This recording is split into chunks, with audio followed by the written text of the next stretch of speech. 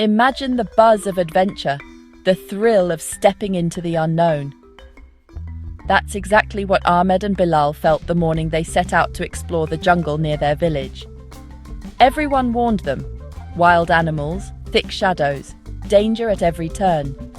But honestly, curiosity, it's hard to resist. Once they slipped beneath those towering trees, the world changed. The sunlight vanished, replaced by eerie silence and sounds that made your skin crawl. Suddenly, Ahmed stopped in his tracks. "Did you hear that?" he whispered, eyes wide. And that's when they saw it. A massive, dark shape gliding across the leaves. A python, longer than any snake they'd ever seen. Not venomous, but still, the kind that leaves you with deep scratches and a story to tell.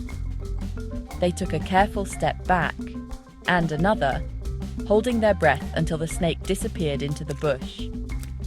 Bilal wanted to turn back. Who could blame him? But adventure had other plans. Suddenly, the ground rumbled near the river's edge. Water exploded upwards as something enormous emerged.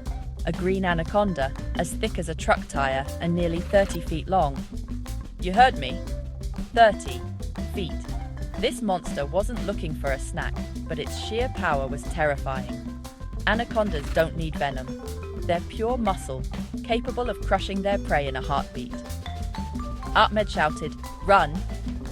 And believe me, they did.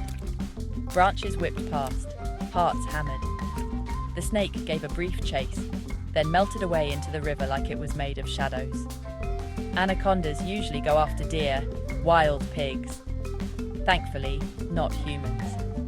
But that size, just seeing it was enough to change you. They didn't stop until sunlight hit their faces again.